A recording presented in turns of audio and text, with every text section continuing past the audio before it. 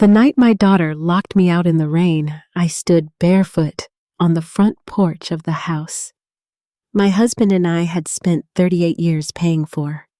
The rain was so cold, it soaked through my sweater within minutes. I kept knocking, believing Karen would open the door once she calmed down. Instead, I heard the deadbolt slide into place. My own daughter looked at me through the window and said, "Maybe now you'll finally understand that this house isn't yours anymore." I was 67 years old, a widow, a retired librarian. And that night, I sat alone on my porch while thunder rolled above me. What Karen didn't know was that by the next morning, she would lose the very house she thought she had taken from me. If you've ever been hurt by someone you loved, I'd like you to stay with me for this story. And before we begin, please tell me where you're watching from and what time it is where you are. Sometimes it helps to know we're not alone. If this story touches your heart, consider liking and subscribing so we can continue sharing these moments together. And tell me honestly in the comments, is betrayal from family the deepest kind of pain? People often think a house is made of wood, bricks, and paint. Mine was made of promises. My name is Deborah Evans. I am 67 years old, and for most of my life, I believed that if you loved your family enough, worked hard enough, and sacrificed enough, everything would eventually be all right. I learned very late that this isn't always true. My husband, Michael Evans, and I bought our house in Raleigh, North Carolina, in the spring of 1987. It wasn't a beautiful house. The kitchen was small, the roof leaked, and the front porch leaned slightly to one side. But Michael stood in the yard with his hands in his pockets and smiled. "This is where we'll grow old together," he said. I believed him. Michael worked as an accountant for nearly 30 years. He was careful with money. He kept every receipt balanced, every checkbook, and paid every bill the same day it arrived. I was a high school librarian. I never earned much, but I loved my work. I loved book students and quiet rooms. Together, we built a simple life. We painted the bedrooms ourselves. We planted the maple tree in the front yard. We argued over wallpaper. We celebrated Christmases in that living room. And when our daughter Karen was born, Michael carried her through the front door and said, "This house finally became a home." Karen was everything to us. She had Michael's blue eyes and my stubbornness. She followed me through the library when she was little. She sat beside her father while he paid bills at the kitchen table. For many years, we were happy. But life changes people. Karen grew older. She moved away. She married young. Then she became busy. Phone calls became shorter. Visits became holidays. Sometimes months passed between conversations. Michael never complained. He always said, "She's building her own life." Then 5 years ago, everything changed. Michael began feeling tired. At first we blamed age. Then came the doctor's appointments, the tests, the waiting, the diagnosis, pancreatic cancer. I still remember sitting beside him in the hospital parking lot after the doctor left the room. Michael stared through the windshield for a long time. Finally, he reached for my hand. "Debbie," he said quietly, "I need you to promise me something." I tried to smile. "Anything." He looked directly at me. "Never sign anything you don't understand." I laughed then. "What are you talking about?" He squeezed my hand. "Promise me." "I promise." He nodded. For months, we fought the illness. Karen visited several times. She cried beside his bed. She brought flowers. She held his hand. For a while, I thought tragedy had brought our family closer. But cancer doesn't negotiate. Michael died on a cold November morning while I sat beside him. His last words to me were simple. "Take care of yourself." After the funeral, the house became unbearably quiet. I still cooked 2 meals. I still reached for his side of the bed. I still waited to hear his footsteps. Every room held his memory, his coffee mug, his reading glasses, his favorite chair. Sometimes I sat in that chair at night and talked to him. I know that sounds foolish, but loneliness makes people do strange things. Karen called every few weeks. She lived nearly 2 hours away. She had her own life, her own marriage, and her own problems. I never wanted to burden her. When she asked, I always said, "I'm doing fine." The truth was different. I ate alone. I watched television alone. I celebrated birthdays alone. Sometimes I spent entire weekends without speaking to another person. Only my neighbor, Evelyn Brooks, checked on me regularly. Evelyn was 72 and lived across the street.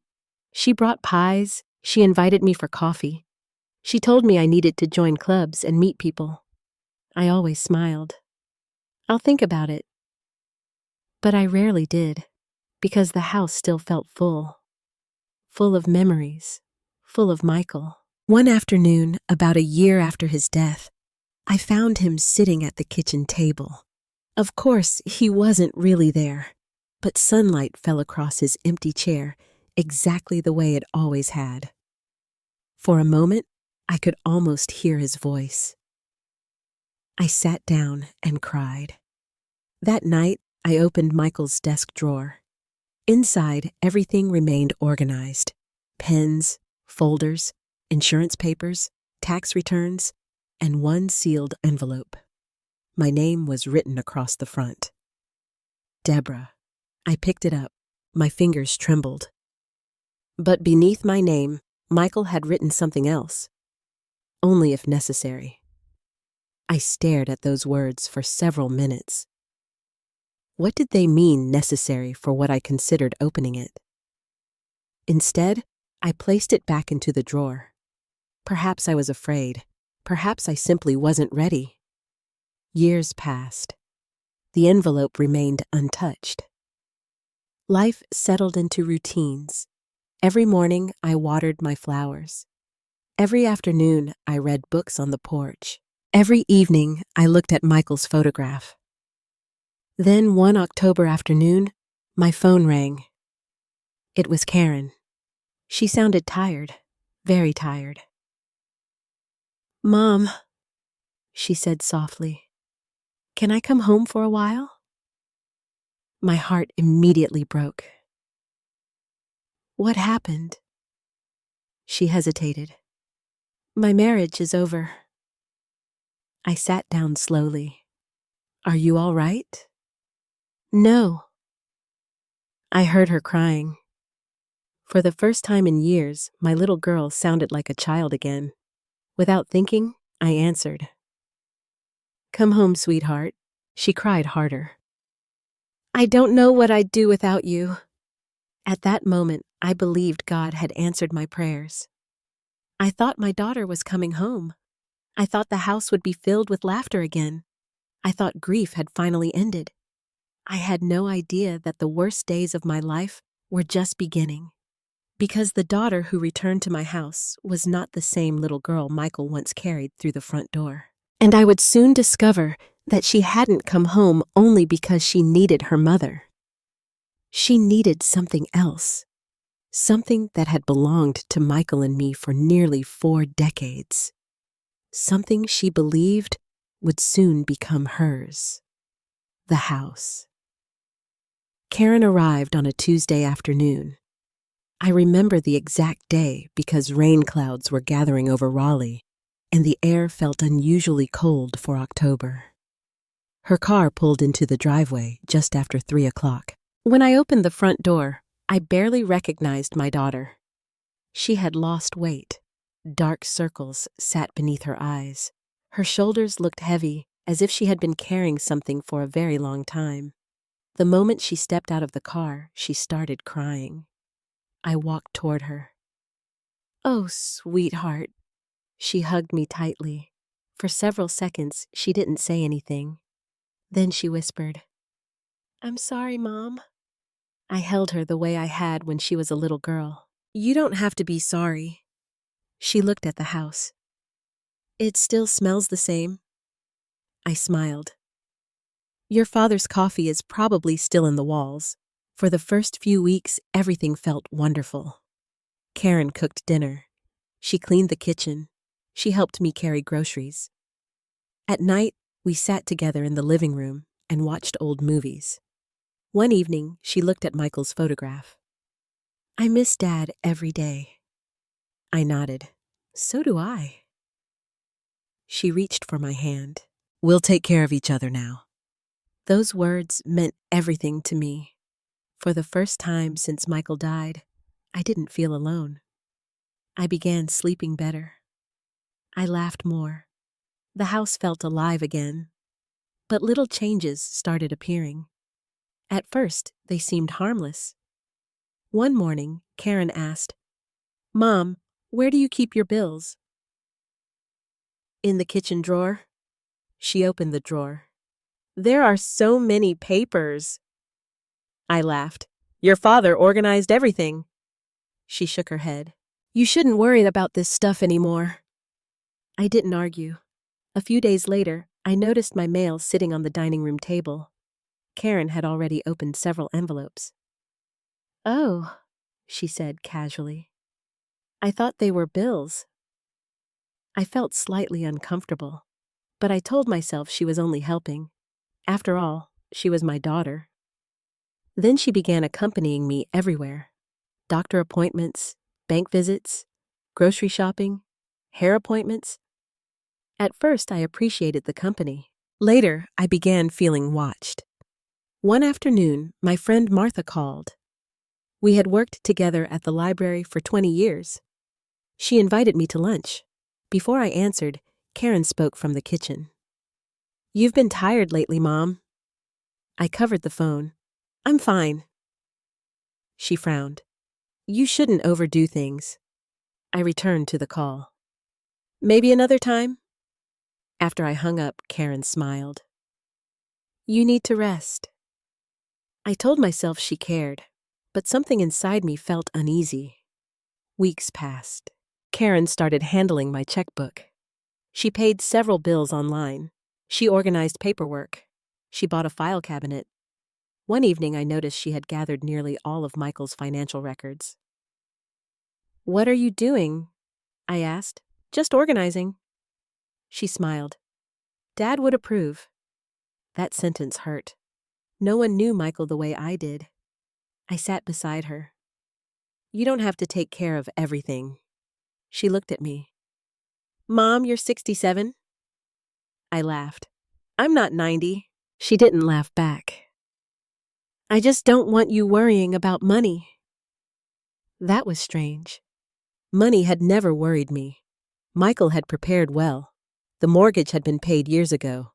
I received a pension. I had savings. The house belonged to us.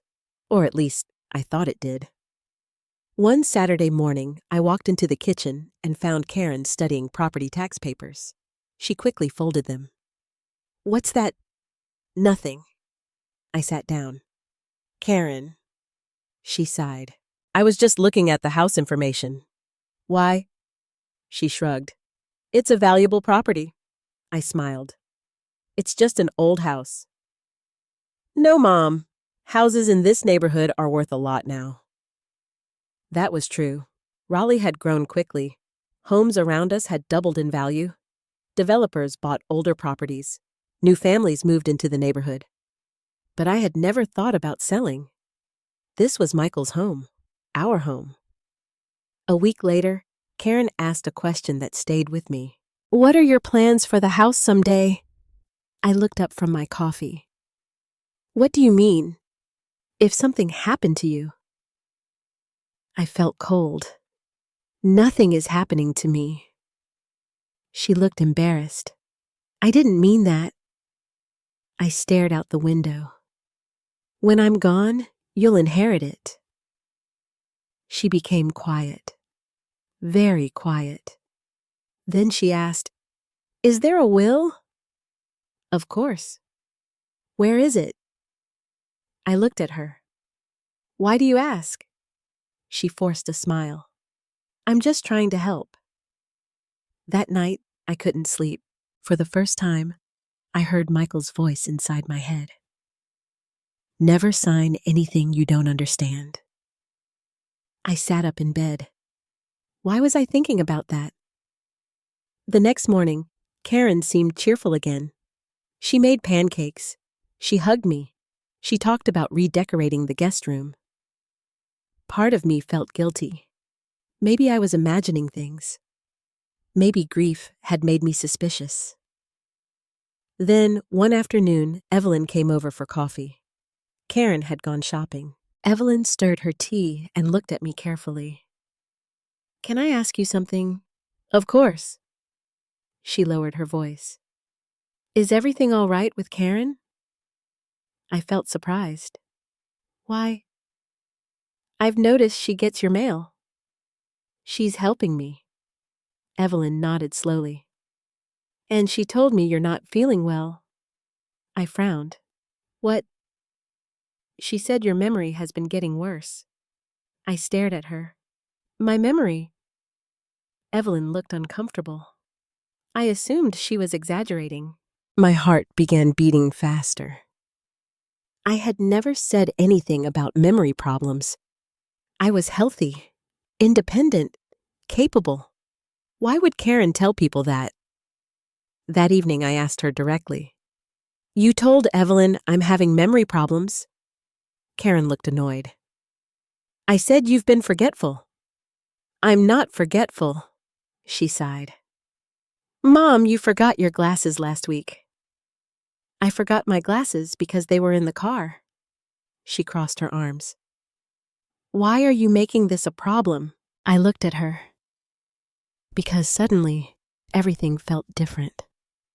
My daughter had returned home asking for help. Now she controlled my mail, my finances, my schedule, my friendships. And somehow, without me noticing, she had started convincing people that I wasn't capable of taking care of myself. That frightened me. But what frightened me even more was this: I still wanted to believe her. Because when your child looks you in the eyes and says, I'm only trying to help you, a mother's heart wants to believe every word, even when her instincts are screaming. And a few days later, Karen told me someone very important was coming to dinner. His name was Jason Carter. And that was the moment everything truly began to change. Jason Carter came to dinner on a Friday evening. Karen spent the entire afternoon cleaning the house. She changed the tablecloth. She bought fresh flowers. She even used the good dishes that Michael and I had received on our wedding anniversary. I stood in the kitchen watching her. You seem nervous, I said. She smiled. I really want you to like him. I dried my hands with a towel. How long have you been seeing him? She hesitated. A few months. That surprised me. She had never mentioned him before. Why didn't you tell me? Karen avoided my eyes. I wasn't sure where it was going. At 6 o'clock, a black SUV pulled into the driveway. Jason stepped out carrying a bottle of wine. He was tall, well-dressed, and very confident. When he entered the house, he smiled warmly. Mrs. Evans, it's an honor to finally meet you. Please call me Deborah. He shook my hand. Karen looked happier than I had seen her in months. For the first hour, everything felt normal. Jason spoke politely. He asked about my years as a librarian. He listened to stories about Michael. He complimented the food. When I mentioned that Michael loved gardening, Jason nodded. He sounds like he was a good man. He was. Jason looked around the dining room. You have a beautiful home. I smiled. Thank you. He leaned back in his chair. How long have you lived here? Almost 40 years. He whistled softly. That's incredible. Karen smiled proudly. Dad bought this place before property prices exploded. Jason nodded. This neighborhood is worth a fortune now. Something inside me tightened. This was the second time someone had spoken about the value of the house. I changed the subject. After dinner, Karen washed dishes while Jason and I sat in the living room. He studied the photographs on the mantel. He stopped at one picture of Michael. He looked like a careful man. He was. Jason smiled. Probably handled all the finances. Yes. And now you handle everything yourself. The question felt strange. I do. He nodded. That must be difficult. It isn't. He leaned forward. My mother struggled after my father died. I said nothing. She became overwhelmed by paperwork. I've managed. He smiled again. Of course. Karen entered the room carrying coffee. Jason placed his hand on hers. For a moment, they looked happy. I wanted to believe this man made my daughter feel safe. But then he asked another question. Is the house paid off? The room became quiet. Karen looked down. I stared at him. Yes. That's wonderful. He took a sip of coffee. Very few people own property outright these days. I forced a smile. Michael's voice returned to me. Never sign anything you don't understand. That night, after Jason left, I asked Karen about him. What does he do? She folded a blanket. He used to work in finance. Used to. He left the industry. Why? She looked irritated. Mom people change jobs. I'm only asking. He does consulting now. What kind of consulting? She sighed. Real estate, investments, financial planning? I felt uncomfortable. Everything seemed connected to money. The house, property values, financial planning, investments. I told myself not to judge him too quickly. Over the next several weeks, Jason visited often. Sometimes 3 or 4 times each week. Soon he began staying for dinner regularly. He fixed a cabinet. He mowed the lawn. He brought groceries. Karen seemed happier, but I noticed certain things. He always asked questions about taxes, questions about insurance, questions about bank accounts, questions about legal documents. One afternoon, he noticed Michael's desk. Did your husband keep everything here? Mostly. Organized? Very. He smiled. I wish my clients were that organized. Clients. The word stayed with me. A few days later, Evelyn stopped by. Jason was helping Karen carry boxes into the garage. Evelyn watched him through the window. Who's that? Karen's boyfriend. She frowned slightly. He asks a lot of questions. I looked at her. You noticed. She nodded. Last week he asked me how much houses on the street sell for. That bothered me. That evening, I sat alone on the porch. Jason walked outside carrying 2 glasses of iced tea. He handed me one. Beautiful evening. Yes. For several minutes we sat quietly. Then he spoke. You've done very well. What do you mean? The house, the savings, your retirement. I looked at him. I suppose. He nodded. Karen worries about you. Why, she thinks you handle too much by yourself. My heart sank. She said that only because she loves you. I stared into my glass. Jason continued. As people get older, things become difficult. I'm not incapable. He quickly smiled. I didn't mean that. But he had. I could hear it. For the first time, I realized that both of them saw me differently. Not as Deborah. Not as a woman who had paid bills for decades. Not as Michael's wife. They saw an older woman living alone in a valuable house, and that frightened me. A week later, I walked into the kitchen and heard them talking. They didn't know I was there. Jason spoke first. She'll eventually have to decide. Karen answered quietly. I know. You can't wait forever. I froze. Karen sighed. I'll talk to her. I stepped into the room. Both of them looked surprised. What are we talking about? Karen forced a smile. Nothing. Jason stood up. We were discussing my apartment. I knew he was lying. That night, I could not sleep. Around midnight, I walked into Michael's old office. I opened his desk drawer. The sealed envelope still sat inside. Deborah, only if necessary. My fingers touched the paper. I almost opened it. Almost. Instead, I placed it back. Perhaps I still believed my daughter would never hurt me. The following Saturday, Jason arrived carrying a folder. He sat at the kitchen table. Karen sat beside him. I felt uneasy immediately. Jason smiled. We wanted to discuss something. Karen nodded. It's just an idea. What kind of idea? Jason opened the folder. Inside were several papers. Property documents, financial forms, charts, numbers. My heart began to race, because suddenly I understood. This wasn't about helping me. This wasn't about family. This wasn't about love. For weeks, they had been preparing for this conversation, and whatever was inside that folder was about to change everything. The folder sat on my kitchen table. Jason placed it carefully in front of me while Karen sat beside him with her hands folded.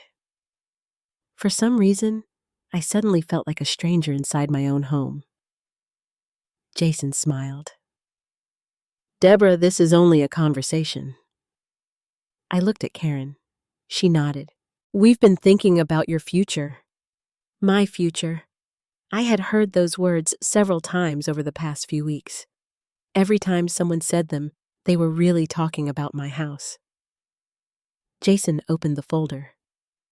Inside were charts, printed documents, and several pages filled with numbers. He slid one sheet toward me.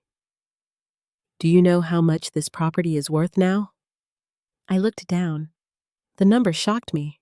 Nearly $900,000. I stared at it. This can't be right. Jason smiled. The market has changed. Karen spoke softly. Mom, you have all this value sitting here. I looked around the kitchen. To me, it was still the same house Michael and I had purchased decades earlier. The old cabinets, the wooden table, the family photographs. Jason continued. You could access some of that equity. I frowned. I don't need money. Not now. Karen leaned forward. But someday you might. I looked at her. I have savings. She sighed. Mom, we're trying to help. There it was again. Help. Everything was help.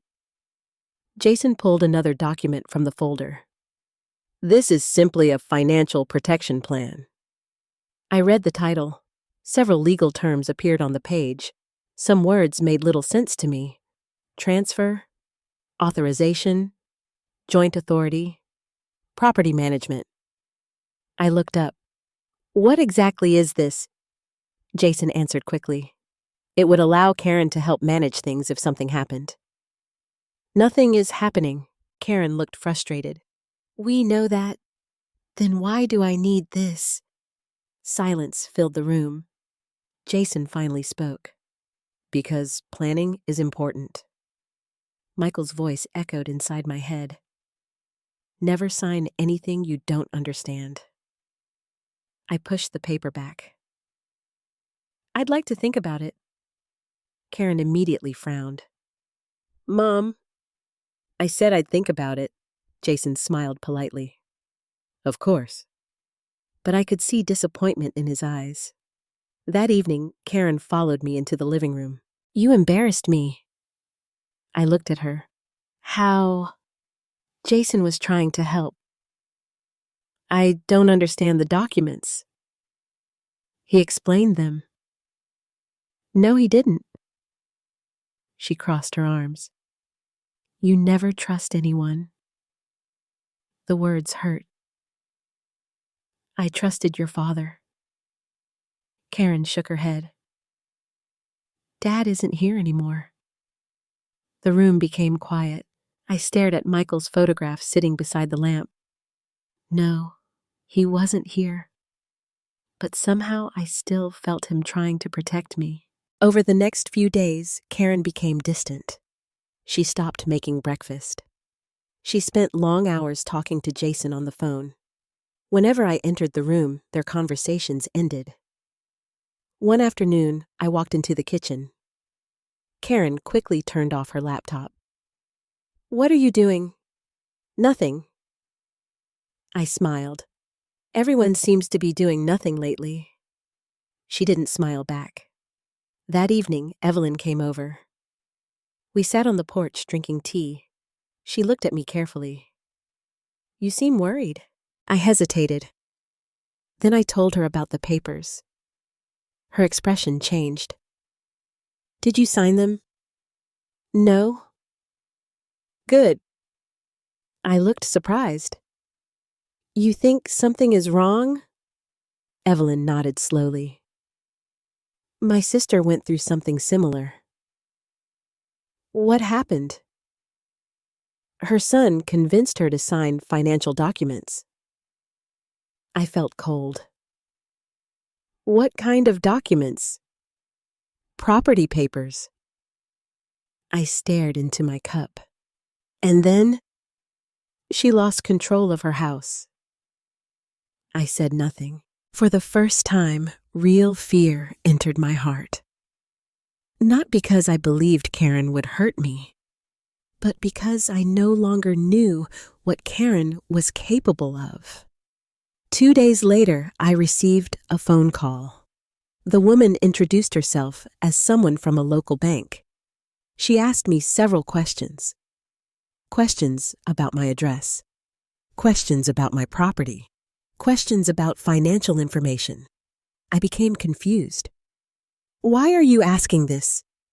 The woman paused. We're updating information connected to an inquiry. What inquiry? There was silence. I apologize. Perhaps I have the wrong information. The call ended. My hands shook. That evening, I asked Karen directly. Have you contacted any banks? She looked surprised. No. A woman called today. Karen immediately looked away. It was probably a mistake. Did Jason contact anyone? No, but her voice sounded different. Later that night, I walked into the kitchen for water. The lights were off. Karen's purse sat on the counter. I had no intention of looking inside. None. But an envelope stuck out. A bank envelope. My name appeared on the front. Deborah Evans. I pulled it out. The envelope had already been opened. Inside was paperwork, property information, estimated values, loan information. My heart began pounding.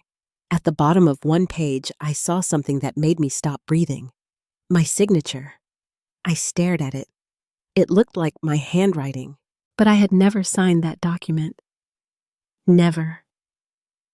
I read the line again. Deborah Evans. My hand began shaking. How was that possible? I sat down at the kitchen table.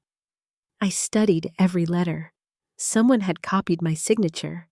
Not perfectly, but closely enough. Footsteps approached. Karen entered the kitchen. She froze. The color drained from her face. Mom! I held up the paper. What is this? She said nothing. I stood. Why is my name on this? Karen swallowed. It isn't what you think. My voice trembled. Did you sign my name? No. Then who did? She looked away. That was my answer. I felt tears burning in my eyes. For 67 years, I had trusted my daughter. I had defended her, protected her, loved her. And now I was standing in my own kitchen, holding a document with my forged signature. Karen, her eyes filled with tears. We were trying to help. No. She stepped toward me. Mom, please. I backed away. Don't. She began crying. Jason said it was only preliminary paperwork. My heart sank. Jason. Of course. Did he sign this? She couldn't answer. Karen, she cried harder. I didn't think it would matter. I felt something inside me break. Not anger.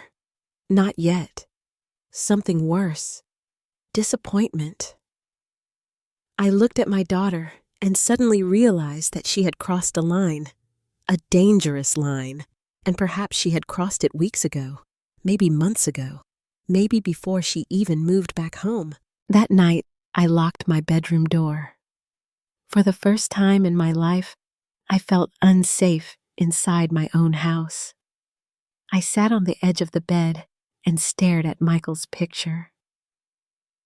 I don't know what to do, I whispered. The house was silent. Outside, rain began falling softly, and inside Michael's old desk, the sealed envelope still waited. But I wasn't ready to open it. Not yet. Because part of me still hoped my daughter would walk into my room, apologize, and tell me everything would be all right. Instead, the next morning, Karen announced she was planning a birthday dinner for me. She smiled. She acted normal. She pretended nothing had happened, and somehow that frightened me even more. Because I realized my daughter had learned how to lie without blinking. And I had no idea how far she was willing to go. My 67th birthday arrived 3 weeks after I found the forged signature. I didn't want a celebration. I didn't want cake. I didn't want guests. Most of all, I didn't want to pretend that everything was normal. But Karen insisted. It's important, Mom. I looked up from my book. Why? Because you've had a hard year. I almost laughed. A hard year. My husband had died. My daughter had lied to me. Someone had signed my name without permission. And now I was supposed to celebrate. I'd rather keep it small. Karen smiled. It will be small. That turned out to be another lie. On the afternoon of my birthday, cars began arriving. 2 of Karen's friends came. Jason arrived carrying flowers. A couple I had never met walked into my house. Even Karen's coworker appeared. The living room filled with voices. I stood near the fireplace, feeling like a guest. Evelyn arrived around 5 o'clock. She immediately noticed my expression. You all right? I forced a smile. Of course. She squeezed my hand. No, you're not. Dinner began shortly afterward. Karen had decorated the dining room. Candles, flowers, a birthday cake. Everyone sat around the table. Jason raised his glass. To Deborah. Everyone smiled. Happy birthday! I thanked them. For a few minutes, things felt peaceful. People asked questions. They shared stories. They laughed. Then Jason spoke. You know Deborah has built an incredible life. Several people nodded. Karen smiled. She really has. Jason continued. Not many people reach retirement with a house completely paid off. I felt my stomach tighten. One of Karen's friends said, That's impressive. Jason nodded. Especially in this neighborhood. I looked at Karen. She avoided my eyes. The conversation moved toward property values, real estate, investments, retirement planning. I barely touched my food. Suddenly, Jason turned toward me. Have you thought about the future? The room became quiet. What future? He smiled. The house. I set down my fork. What about it? Karen spoke softly. Mom. I looked at her. We've talked about this. No, you've talked about it. The silence grew heavier.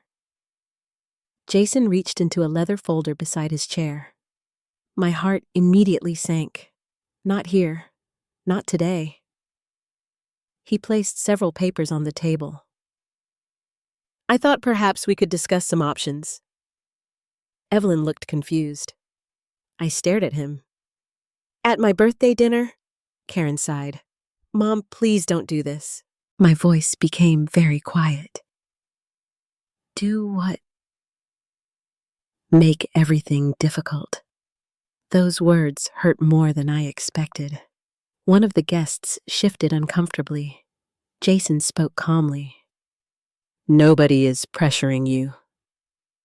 I looked at the papers. Then I looked at him. Then why are these here? Karen suddenly lost her patience.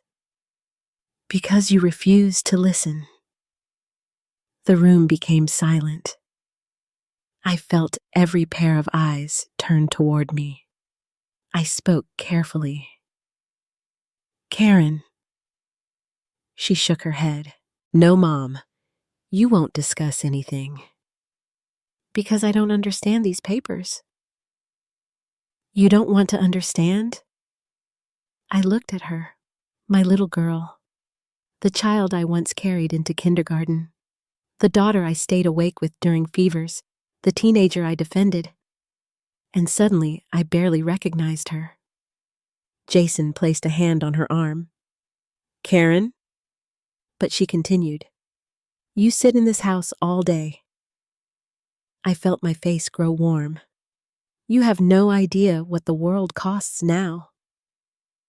Karen, you don't know what people go through. Everyone sat frozen. Evelyn looked horrified. I swallowed. What people? She laughed bitterly. People who struggle. Are you struggling? She looked away. Jason answered for her. We've had some financial difficulties. Now the truth was beginning to appear. I looked directly at Karen. How much? She didn't answer. Karen. Tens of thousands. The words hit me like cold water. I stared at her. What happened? She crossed her arms. Life happened. Jason leaned forward. Deborah, there are solutions. No. Karen slammed her hand against the table. Why won't you help me? The entire room went silent. My voice trembled. I let you move into my home. That's not enough. I couldn't believe what I was hearing. Not enough. Tears filled Karen's eyes. I lost my marriage. I know. I lost everything. I know. And you sit here protecting a house. I looked around the dining room, the house. There it was again. Not my health, not my happiness, not my loneliness. The house. Everything returned to the house. I finally asked the question that had been sitting inside my heart for weeks. Did you come home because you needed me? Karen looked away. The silence answered me. My chest hurt. For several seconds, nobody spoke. Then Evelyn quietly stood. I think Deborah deserves a peaceful birthday. Karen wiped her eyes. This doesn't concern you. Evelyn looked directly at her. Actually, it does. Jason stood. Let's calm down. But it was too late. The truth had entered the room. Karen looked at me. Dad would help me. I felt something inside me break. No. She stared. He would. He would never ask me to give away my security. You don't know that. I stood up slowly. For the first time that evening, my voice became strong. I knew your father better than anyone. Karen began crying again. Jason tried to gather the papers. I noticed something. One document sat partially exposed, and there near the bottom, I saw my signature again. My blood turned cold. I picked up the paper. Why is my name here? Jason froze. Karen looked terrified. What is this? Jason stepped forward. It's only preliminary. Why is my signature here? Nobody answered. One guest quietly stood and moved toward the door. Another followed. The room felt smaller. My birthday dinner had become something else. A meeting, an intervention, a trap. I looked at Karen. Did you bring these people here to pressure me? She said nothing. And that silence hurt more than any answer. Evelyn walked beside me. Deborah, sit down. But I couldn't. I looked at my daughter. I would have given you anything. Tears rolled down her face. But you didn't ask. She whispered, Mom. No, you decided to take. Jason finally spoke. We should leave. I agreed. Yes. Karen looked shocked. Mom! Take your guests. She stared at me. You're embarrassing me. I almost laughed. For months, I had been frightened, confused, lonely.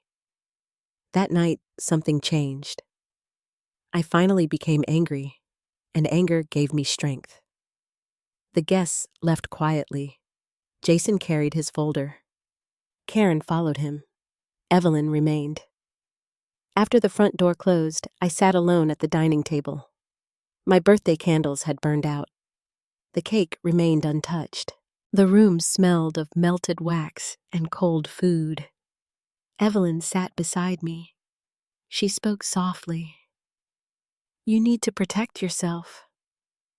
I looked toward Michael's office, toward the drawer, toward the envelope, only if necessary.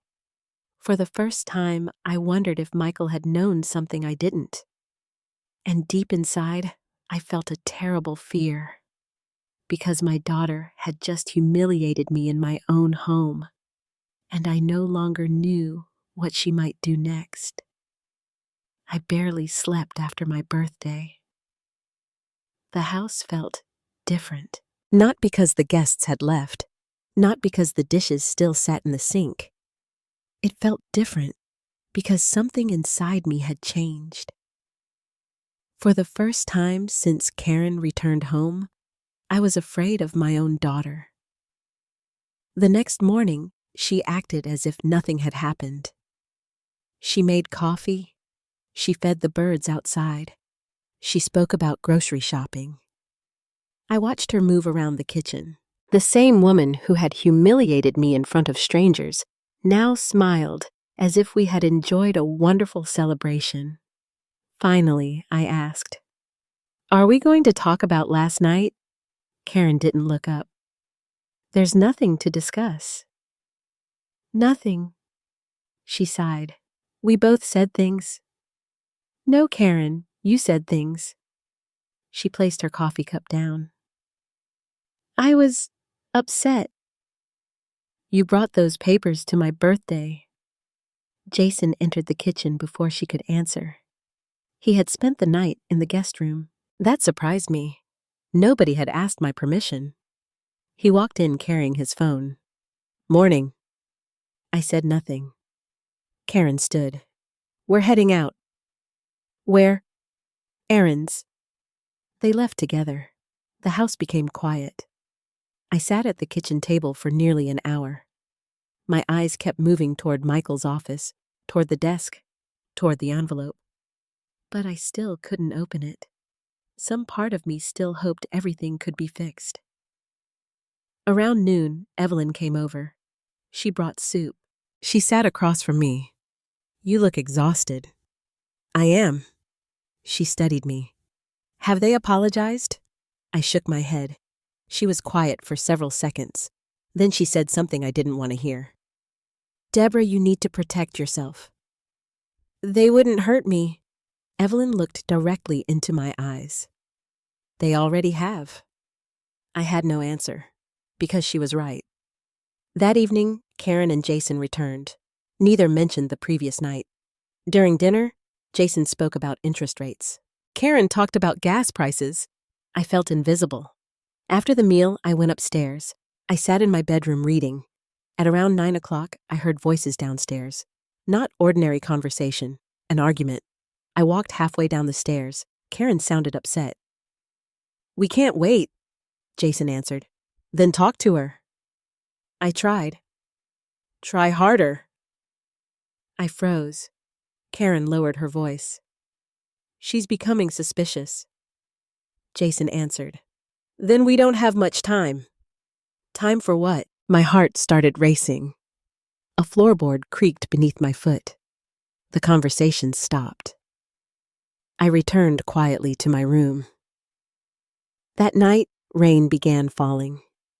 A heavy autumn rain. Thunder rolled across Raleigh. The wind shook the windows.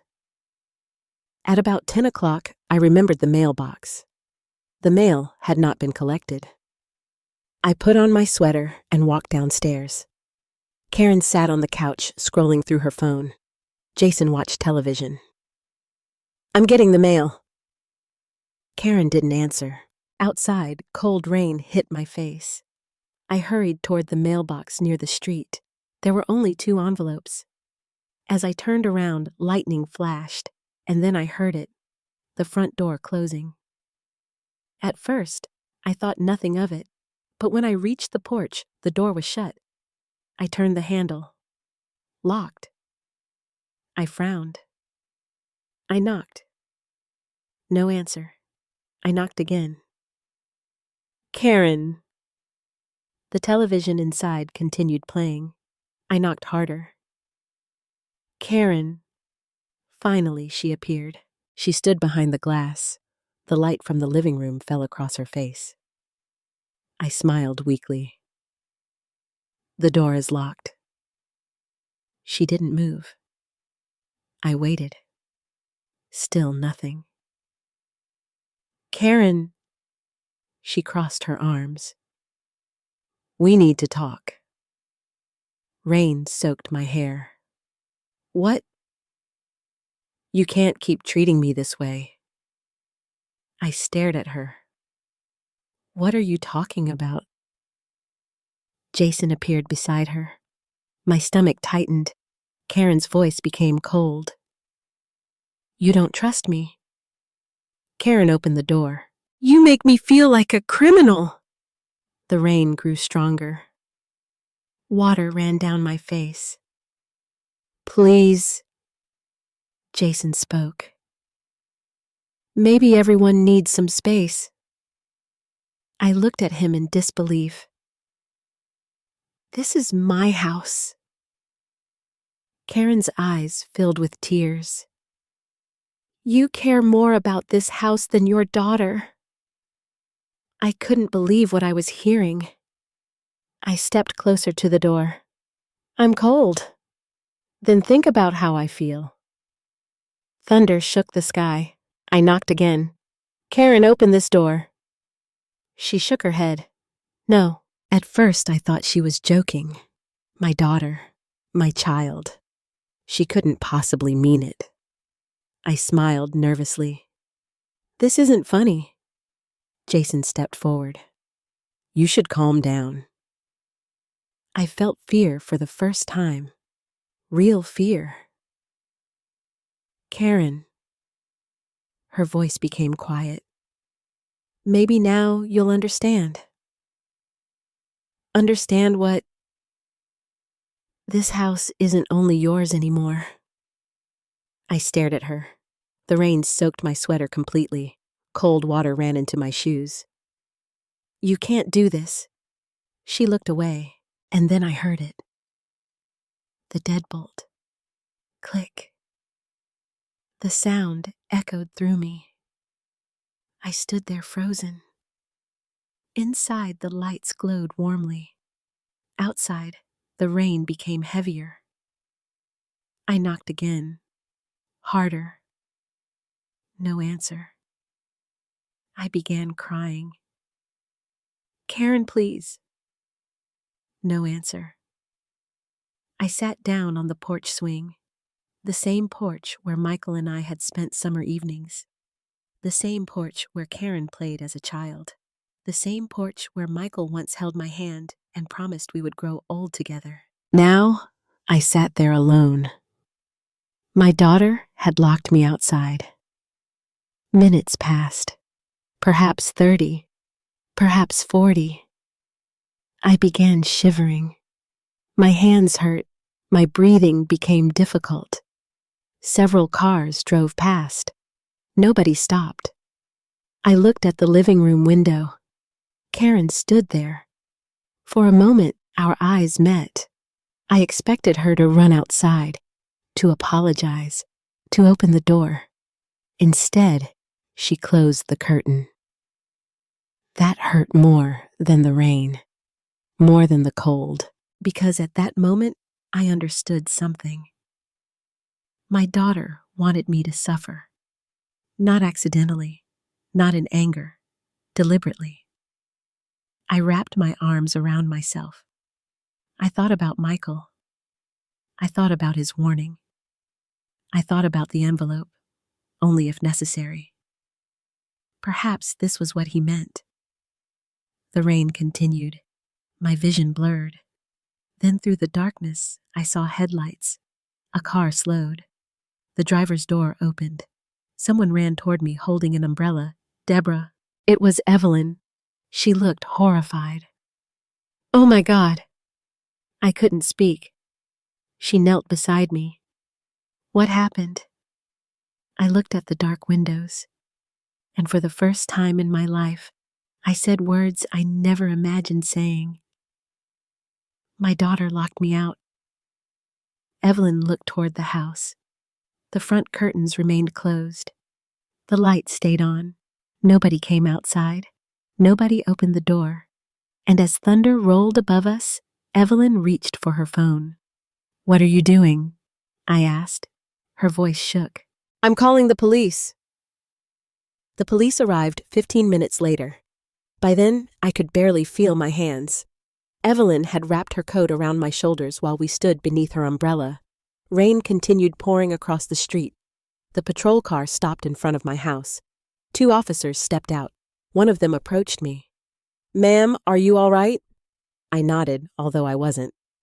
My daughter locked me outside. The officer looked toward the house. Is this your residence? Yes. He walked to the front door and knocked. Several moments passed. Finally, Karen opened it. She looked surprised to see the police. Jason stood behind her. The officer spoke calmly. Your mother says she was locked outside. Karen crossed her arms. We had an argument. The officer looked at me. How long was she outside? Evelyn answered before I could. Almost an hour. The officer's expression changed. Rain still poured around us. He looked back at Karen. Why didn't you let her inside? Karen hesitated. She needed to calm down. I felt something break inside me. She made it sound as though I had done something wrong. The second officer stepped toward me. Ma'am, do you have somewhere safe to stay tonight? I looked at my own house. The porch, the windows, the curtains, everything Michael and I had built. And suddenly, I couldn't answer. Because I no longer felt safe there. Evelyn spoke. She's staying with me. The officer nodded. He handed me a card. If you need assistance tomorrow, call us. Karen finally spoke. Mom. I looked at her. For a moment, I hoped she would apologize. Instead, she said, You're making this worse. Those words hurt more than the rain. I turned away. Evelyn helped me into her car. As we drove across the street, I looked back at the house. The porch light remained on. Karen stood inside. Jason beside her. Neither moved. Neither came after me, and for the first time since Michael died, I truly felt alone. Evelyn made me hot tea. She gave me dry clothes. She wrapped me in blankets. Her guest bedroom smelled of lavender. I sat on the edge of the bed trembling, not from the cold, from shock. Evelyn sat beside me. "Deborah." I looked up. "You cannot go back there alone." I stared at the floor. "She's my daughter." "I know. I don't understand." Evelyn took my hand. "You don't have to understand tonight." Around midnight, I finally began crying. Not quietly, not politely. I cried the way children cry. I cried for Michael. I cried for Karen. I cried for the woman I used to be. Evelyn sat beside me the entire time. Eventually, she asked one question. "What would Michael tell you right now?" I wiped my eyes, and suddenly I remembered. The envelope, the desk, the words written across the front, "Only if necessary." My breathing stopped. Perhaps this was the moment. Perhaps Michael had known. Perhaps he had prepared for something I could not yet understand. I looked at Evelyn. "I need to call someone." "Who?" "Richard Hayes." Richard Hayes had been Michael's friend for over 30 years. He was also our attorney. After Michael died, Richard handled several legal documents, but I had not spoken to him in months. It was nearly 1 o'clock in the morning. I hesitated before calling. He answered on the third ring. "Deborah?" His voice sounded concerned. "I'm sorry." "What's wrong?" For several seconds I couldn't speak. Then I said the words. "Karen locked me out." Silence. "What?" I explained everything. The papers, Jason, the signatures, the birthday dinner, the rain. Richard listened quietly. When I finished, he spoke very carefully. "Deborah, I need you to answer one question." "All right." "Did Michael ever leave you anything?" I frowned. "What do you mean?" "A letter, a package, documents." I felt cold. The envelope. "He left something." Richard became quiet. "Where is it?" "In Michael's desk." "Have you opened it?" "No." "Why?" "I didn't think it was time." His voice softened. "It may be time now." I looked at Evelyn. She watched me carefully. Richard continued. "Do you remember what Michael wrote on it?" I swallowed. "Only if necessary." Richard exhaled. "Deborah, I think your husband was trying to protect you." Those words sent chills through me. Protect me from what? My own daughter. The idea seemed impossible. And yet everything happening around me had once seemed impossible. Richard spoke again. "Tomorrow morning I'll come with you." "What if Karen refuses?" "Then we'll deal with that." His voice became firm. "You're not alone." After we hung up, I sat quietly. Evelyn brought me more tea. "What did he say?" "He wants to see the envelope." She nodded. "I think you should too." But I wasn't ready. Not yet. Because opening it meant admitting something. It meant admitting that Michael had feared this day. And if Michael feared it, then perhaps the danger was real. I barely slept. Every sound woke me. Every shadow reminded me of the house. Around 4 in the morning, I sat beside the bedroom window. Rain still fell. Streetlights reflected on wet pavement. I thought about Karen. When she was 6 years old, she was afraid of thunderstorms. She would run into our bedroom. Michael would pick her up. "It's only rain," he would say. She would hide against his shoulder. I remembered that little girl. Where had she gone? At 6 o'clock, Evelyn found me awake. "You need breakfast." I shook my head. "I'm not hungry." She sat beside me. "You need strength." I finally asked the question I had been avoiding. "What if Michael knew?" She looked at me. "Knew what? What if he knew Karen would do this?" Evelyn thought for a moment. "Maybe he didn't know." "Then why the envelope?" She spoke softly. "Maybe he knew people change." I looked away, because Karen had changed. Slowly, quietly, so slowly that I had not noticed, until I found myself standing in the rain. At 7:30, my phone rang. It was Karen.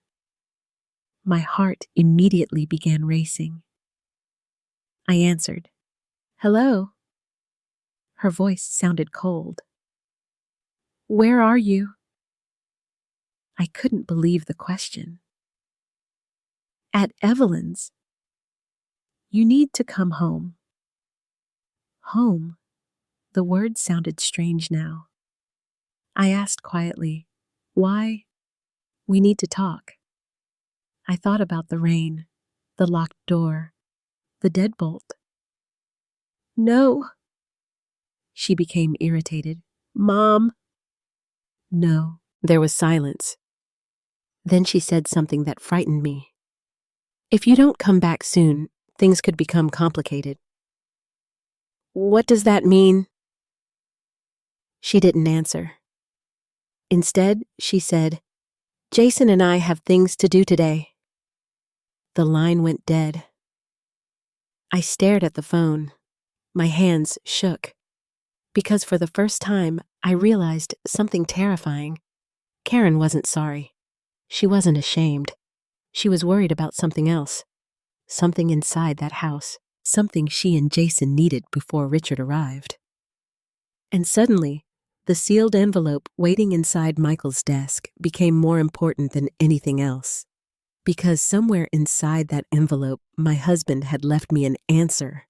And by the end of that day, I would finally learn why he had written only if necessary. At 8:30 that morning, Richard Hayes arrived. He drove the same old blue sedan he had owned for years. When he stepped out of the car, I suddenly felt safer. Richard had known Michael since college. He had stood beside us at our wedding. He had carried Michael's coffin. And now, as he walked toward Evelyn's front door, carrying his briefcase, I felt as though part of my husband had returned. He hugged me. "You all right?" I shook my head. "No." He nodded. "I didn't think so." Evelyn served coffee while I explained everything again. Richard listened carefully. He asked only a few questions. "Did Karen threaten you?" "No."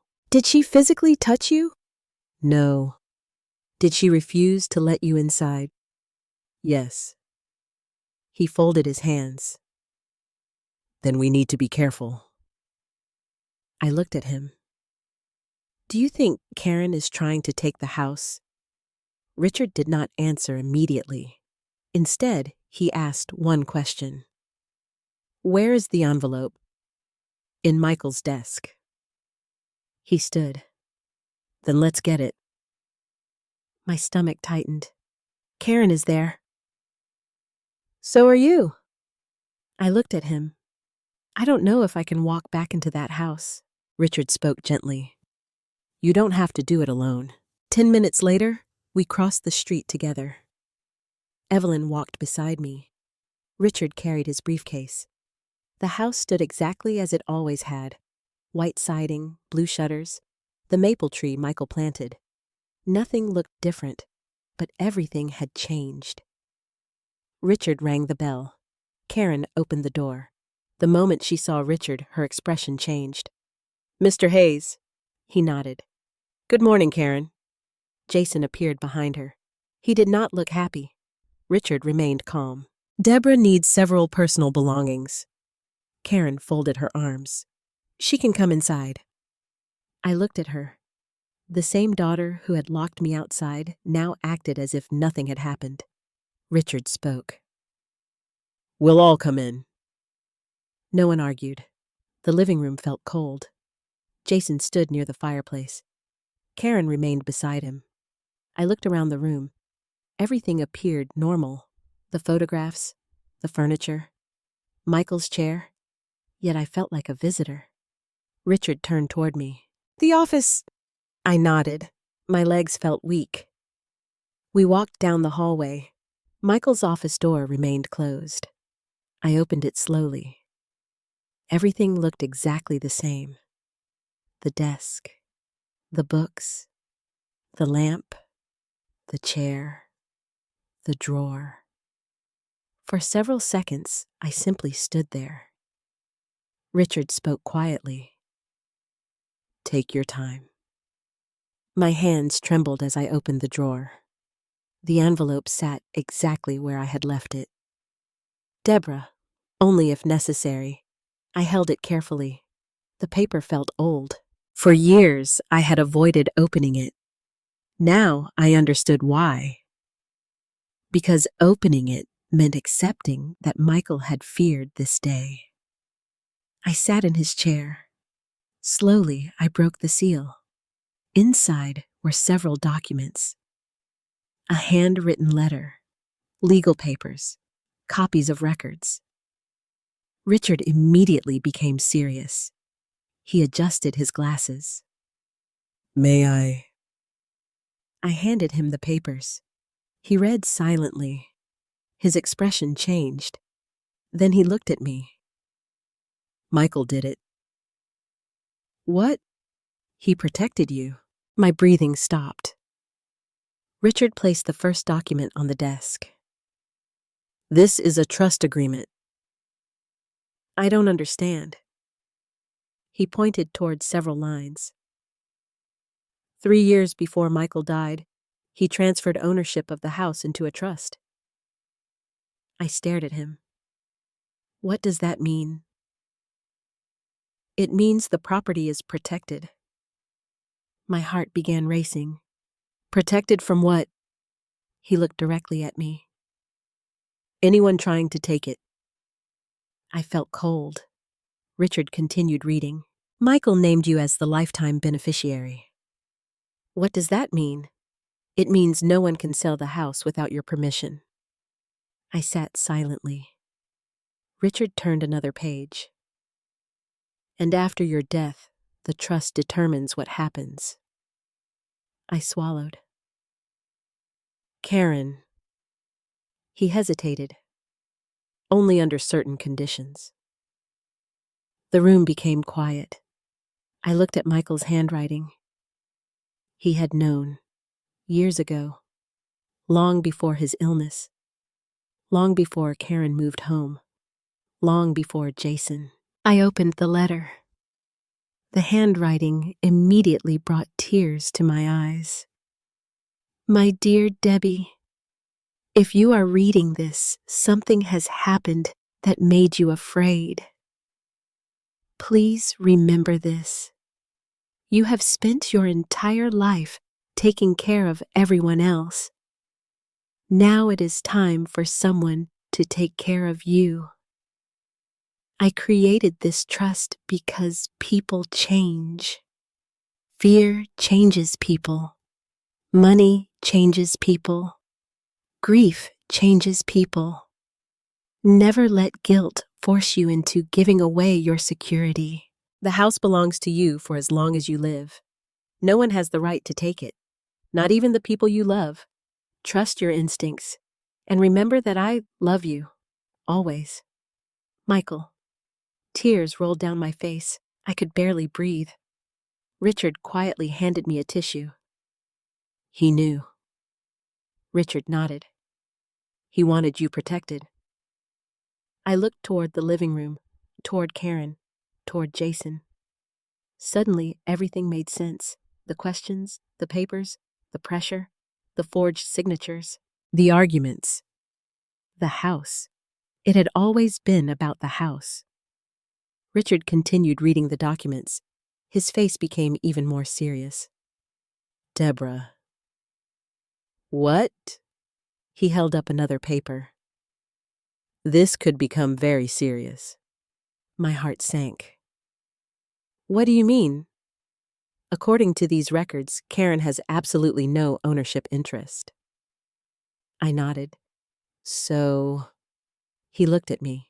If someone used your signature to obtain information, apply for financing, or present themselves as owners, they may have committed fraud.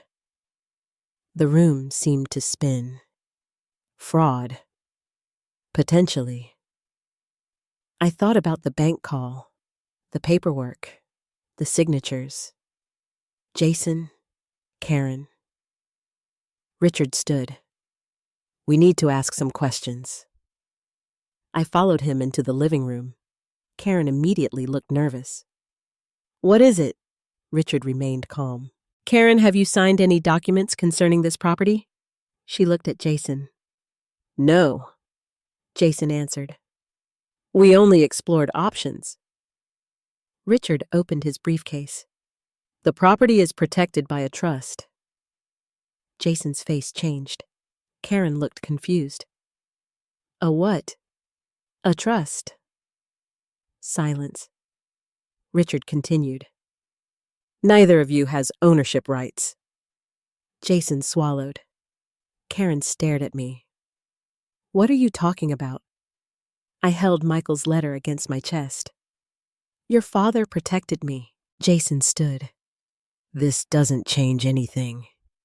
Richard looked directly at him. It changes everything. For the first time since this nightmare began, I saw fear in Jason's eyes. Real fear. Because whatever plans he had made, whatever promises he had given Karen, whatever future they imagined, it was beginning to collapse. And suddenly, I understood something that my husband had known years before. Michael had not built that trust because he stopped loving our daughter. He built it because he understood human weakness. And now, standing in my own living room, with his letter in my hands, I realized that the next morning, Karen would finally discover what losing the house truly meant. Nobody spoke for several seconds. Richard stood in the middle of my living room, holding the trust documents. Karen sat down slowly. Jason remained standing. I could see the color leaving his face. He finally asked, When was this trust created? Richard answered immediately. 3 years before Michael passed away. Jason swallowed. And nobody knew. Michael knew. I held the letter against my chest. For the first time since Karen had moved home, I felt something I had not felt in months. I felt protected. Karen looked at me. Mom, why didn't you tell me? My voice was quiet. Because I didn't know. She shook her head. Dad never told me. Richard answered. He wasn't required to. The room became silent again. Jason finally sat down. He looked completely different now. The confidence was gone. The smile was gone. For weeks, he had acted like a financial expert. Now he looked worried, very worried. Richard opened his briefcase. There is something else. Nobody moved. He placed several papers on the coffee table. The trust specifically prevents any transfer of ownership without Deborah's written authorization. Jason looked at the documents. So, Richard looked directly at him. So, if anyone attempted to use her signature without permission, there may be legal consequences. Karen immediately looked at Jason. Jason looked at Karen. The silence told me more than words. My heart sank. Karen. She avoided my eyes. Tell me the truth. She began crying. I didn't mean for this to happen. My voice trembled. What happened? She wiped her eyes. Jason said it was only paperwork. Jason spoke quickly. It was preliminary. Richard interrupted him. Did you submit anything? Jason remained silent. Richard's voice became firmer. Mr. Carter? Jason looked away. Only inquiries. My stomach tightened. What kind of inquiries? No answer. Richard spoke. Banks. Jason nodded slightly. I felt cold. You used my name, Karen began, crying harder. We thought if we could refinance the house. I stood. No. She looked at me. Mom! No! My voice surprised even me. For months I had been afraid. Now I was angry. You used my name. Karen shook her head. We were desperate. That doesn't answer my question. Jason finally spoke.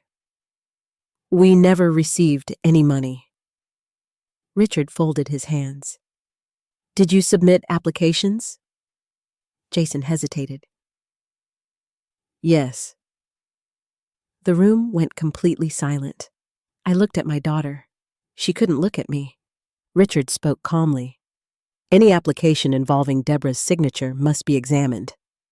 Jason suddenly became defensive. Nobody lost anything. Richard looked directly at him. That isn't the issue. Karen whispered, Jason. He stood. This is becoming ridiculous. I looked at him. Ridiculous. His voice rose. We were trying to help. I almost laughed. The same words, always the same words. Help, protect, future, planning. But every road had led to one destination, the house. Richard stood. I believe this meeting is finished. Jason grabbed his coat. Karen looked terrified. What's going to happen? Richard answered honestly. That depends. Jason walked toward the door. You can't throw us out? For the first time, Richard smiled slightly. Actually, Deborah can. The words seemed to strike Karen physically. She looked at me. Mom? I stared at her. The daughter who had locked me outside. The daughter who watched me sit in the rain. The daughter who allowed another man to sign my name. And suddenly, I remembered the deadbolt. The sound. The click. I spoke quietly. Why did you lock me outside? Karen began crying. I was angry. No. Mom. You watched me in the rain. Her shoulders shook. I didn't think. No. Tears filled my eyes. You looked at me through the window. The room became silent. Even Jason said nothing. For the first time, Karen truly seemed ashamed. Richard spoke gently. Deborah, what would you like to do?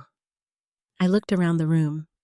Michael's chair, our photographs, our house. My husband had spent years protecting me. Now it was my turn. I took a deep breath. Jason needs to leave.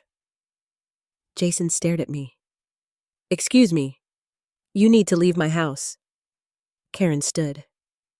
Mom. I looked at her. He leaves today. Jason laughed bitterly. This is unbelievable. Richard stepped forward. No. What's unbelievable is what happened to Deborah. Jason picked up his keys. Before leaving, he looked at Karen. You coming? The question hung in the air. Karen looked at him, then at me, then back at him. For a moment, I thought she would leave. Instead, she sat down.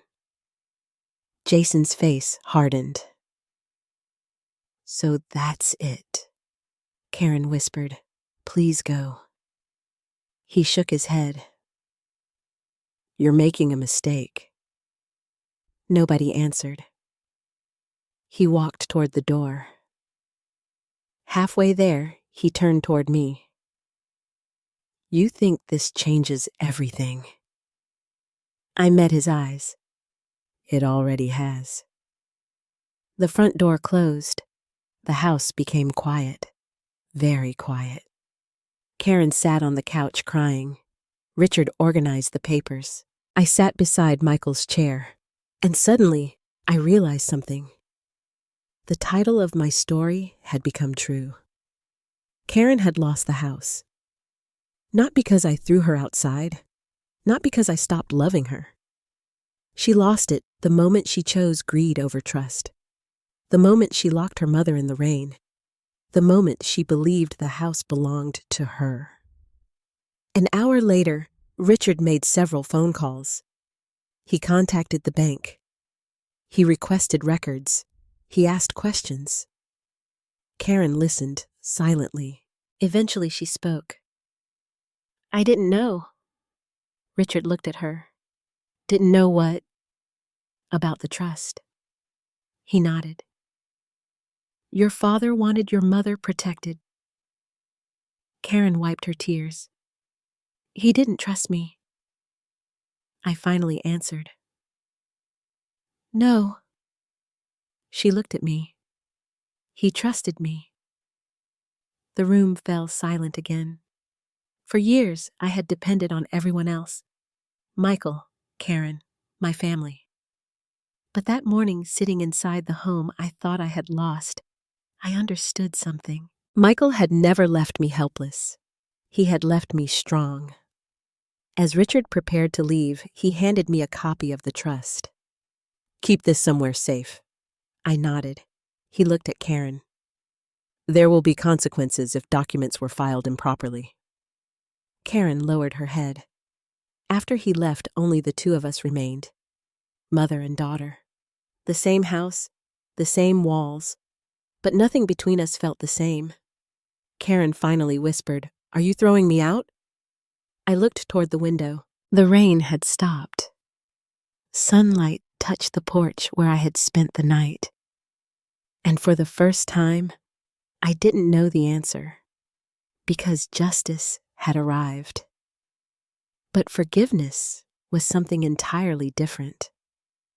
That night, neither Karen nor I slept. The house was quiet, but the silence felt heavier than any argument. Karen remained in the guest room. I stayed in my bedroom. Between us stood 40 years of memories, one dead husband, a trust document, and a locked front door. Around midnight, I walked downstairs. The kitchen light was still on. Karen sat at the table holding a cup of coffee. She looked exhausted. Her eyes were swollen. For a moment, she looked like my little girl again. She looked up. Mom. I stood near the doorway. What are you doing awake? She laughed softly. I don't think either of us is sleeping tonight. I sat down across from her. For several seconds, neither of us spoke. Finally, I asked the question that had been inside me for weeks. How much money do you owe? Karen stared at her hands. A lot. How much? She took a deep breath. Almost $80,000. I felt my heart sink. 80,000? She nodded. Credit cards. What else?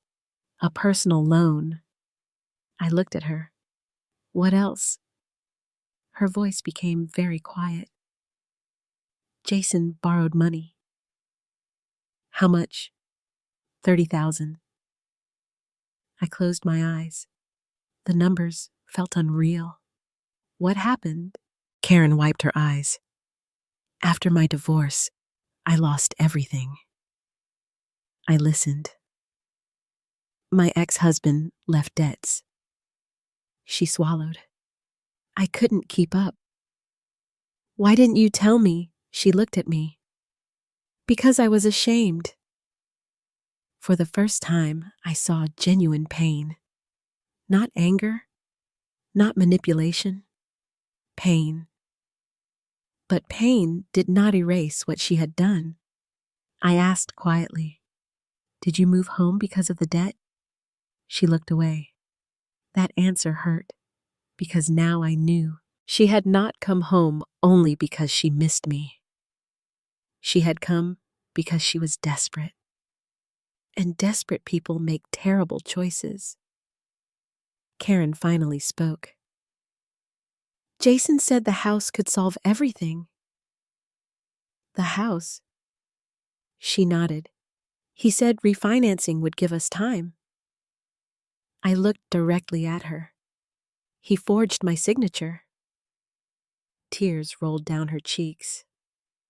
He said it was temporary. And you believed him? She cried harder.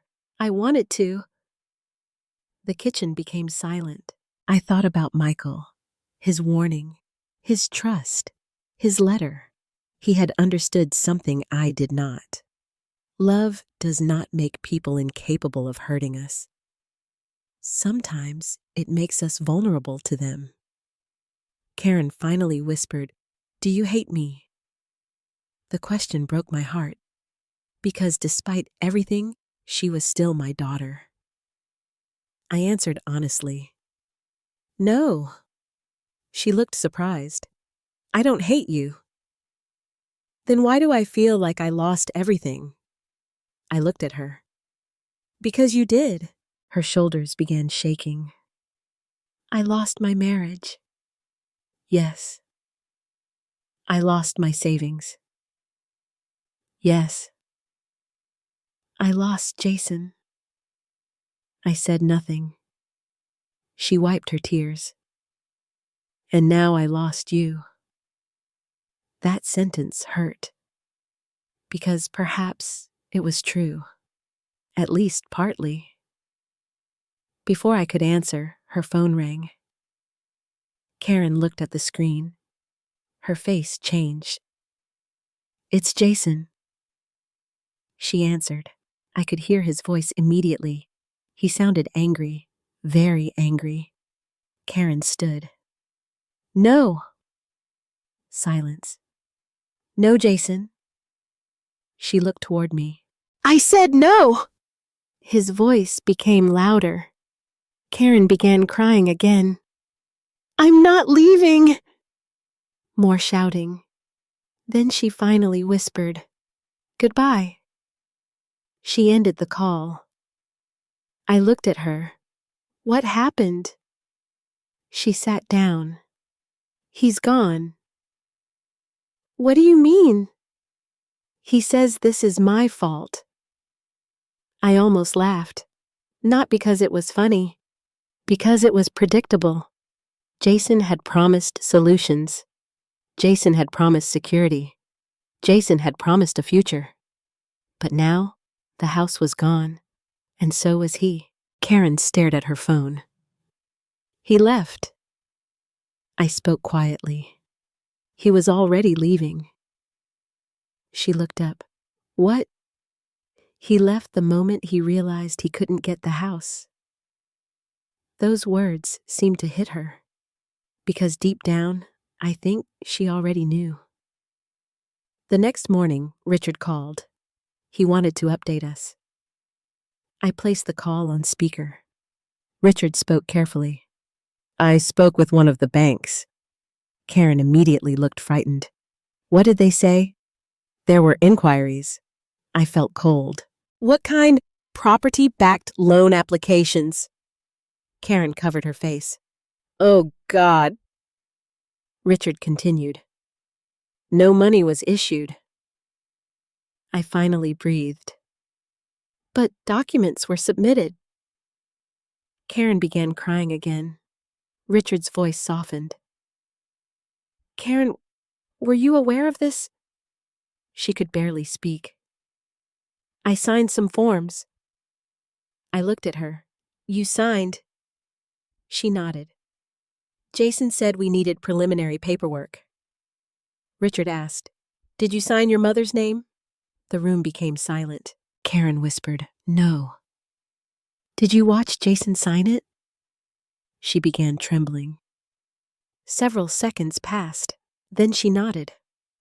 My heart broke, not because of the signature, not because of the papers, because my daughter had watched it happen, and she had done nothing. Richard finally spoke. "For now, The important thing is that no funds were released. I asked quietly, "Will Karen be arrested?" Silence. Karen looked terrified. Richard answered carefully, "That depends on many factors." After the call ended, Karen sat motionless. She looked smaller, older, defeated. Hours passed. Around noon, someone knocked on the front door. Karen opened it. Nobody was there. Only a small box. Inside were several of Jason's belongings and a note. Karen read it. Her face turned pale. "What does it say?" She handed it to me. I read only one sentence. "You ruined everything. No apology, no responsibility, no concern, only blame." Karen collapsed into a chair. For the first time since she had returned home, I saw the entire truth. Jason had used her, but she had also allowed herself to be used. And now, both choices had destroyed her. That evening, I found her sitting alone on the porch. The same porch where I had sat in the rain. She stared into the yard. I stood beside her. She didn't look up. "Do you know what I kept thinking about last night?" "What?" "You sitting out here." I said nothing. She finally looked at me. "I heard you knocking." Those words cut through me. "I know." Tears filled her eyes. I wanted to open the door. I asked the question that had haunted me. "Why didn't you?" She whispered, "Because Jason said if I gave in, you'd control me forever." I looked at my daughter, 40 years old, educated, intelligent, yet still capable of letting someone else think for her. The sun slowly disappeared behind the trees. Karen finally said, "I don't know who I became." Neither did I. But for the first time, she seemed willing to ask the question. And perhaps that was where healing began. Not forgiveness, not trust. Only truth. And truth, no matter how painful, was something our family had avoided for far too long. The next few days felt strangely quiet. Jason never came back. His car disappeared. His phone went directly to voicemail. And suddenly, the man who had spoken so confidently about investments, property, and our future had vanished completely. Karen spent most of her time inside the guest room. Sometimes I heard her crying. Sometimes I heard nothing at all. The silence between us became its own kind of pain. One morning, I found her sitting at the kitchen table staring at unpaid bills. The stack was enormous. Credit card statements, collection notices, past due balances. I sat across from her. She didn't look up. I didn't know it was this bad. Her voice was weak. Neither did I. She rubbed her eyes. "I thought Jason had a plan." I looked at the papers. "No, Jason had a target." She finally raised her head. "What do you mean?" I spoke quietly. "The house." Tears appeared again. "I loved him." "I know. He said we would fix everything." I thought about the first day he entered my home, the questions, the compliments, the interest in the property, the careful way he studied Michael's office. Perhaps his plan had started long before I realized, perhaps even before Karen did. The telephone rang. Karen jumped. She answered. I could hear only part of the conversation. "Yes?" Silence. "I understand." More silence. When she hung up, her face had turned pale. "Who was it?" "The credit company." She swallowed. They want payment. How much? $7,000. I felt overwhelmed. Karen covered her face. I don't know what to do. For years I had solved her problems. Broken bicycles, school trouble, college applications, heartbreak, divorce. But this was different, because helping her now could mean losing myself. That afternoon, Richard came by. He sat in Michael's old chair. Karen remained in the living room. Richard spoke carefully. The bank has closed the inquiry. I finally exhaled. So it's over. Not entirely. Karen looked nervous. What does that mean? Richard folded his hands. The forged signatures could still become a legal matter. Karen began crying immediately. I didn't sign them. No, Richard nodded. But you witnessed them. She lowered her head. I felt sorry for her. I truly did. Because consequences had finally arrived. Not from me, not from the police, from reality. Richard looked at Karen. You need to separate yourself completely from Jason. She nodded. I already have. Block him. I did. Save every message. She looked surprised. Why? Because you may need them. For the first time, Karen seemed frightened of Jason. Not because he had left, because she realized he had used her. After Richard left, she sat quietly. Finally, she spoke. You think I'm a terrible person. I answered honestly. No. She looked surprised. I think you made terrible choices. She cried softly. I don't even recognize myself. Neither did I. But perhaps that was the beginning. Recognizing the damage. Recognizing the truth. The next morning, Karen packed several bags. I stood in the hallway. What are you doing? She couldn't look at me. I think I should leave. My heart sank. Where? A friend's apartment. I felt two emotions at once. Relief, pain. Part of me wanted the house back, the peace, the safety. Another part of me still wanted my daughter. She looked around the room. I don't deserve to stay. I said nothing, because perhaps she was right. The woman who locked me outside had not earned trust. Karen carried her bags downstairs. She stopped beside Michael's photograph. For several seconds, she simply stared. Then she whispered, I'm sorry, Dad. Tears filled my eyes, because I had waited weeks to hear those words. Not for me, for him. She turned toward me. I know I can't ask you to forgive me. I stood silently. But I need you to know something. What? She wiped her tears. When I watched you outside that night, I hated myself. The room became very quiet. Then why didn't you open the door? She cried harder. Because I thought if I gave in, everything would fall apart. I looked at her. Everything already had. She nodded. I know. Evelyn arrived while Karen loaded her car. She hugged Karen. Karen cried against her shoulder. Evelyn looked at me afterward. Are you all right? I wasn't sure.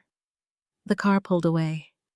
For the second time in my life, my daughter left home. But this time, it felt different. This time, there was no excitement, no future, only consequences. The house became quiet again, painfully quiet. I walked through every room, the kitchen, the living room, the guest bedroom. Jason's coffee mug still sat on the counter. I threw it away. Then I sat on the porch. The same porch. The same swing. The same place where I had spent that terrible night. The weather was warm now. Birds sang. Children played down the street. Life continued. Yet I felt older, stronger, and somehow sadder. Evelyn sat beside me. You did the right thing. I looked at her. Did I? You protected yourself. I stared at the yard. For years, I thought being a good mother meant sacrificing everything. She nodded. Many mothers believe that. I thought about Michael's letter. Never let guilt force you into giving away your security. For the first time, I truly understood his words. Love is not surrender. Love is not permission. Love does not mean allowing people to destroy you. That evening, Karen called. Her voice sounded small. I found a room. Good. She hesitated. I'm starting to look for work. I felt proud, not because she had succeeded, because she was finally trying. That's good. Silence. Then she asked, Can I call you tomorrow? I looked toward the sunset. The answer came slowly. Yes.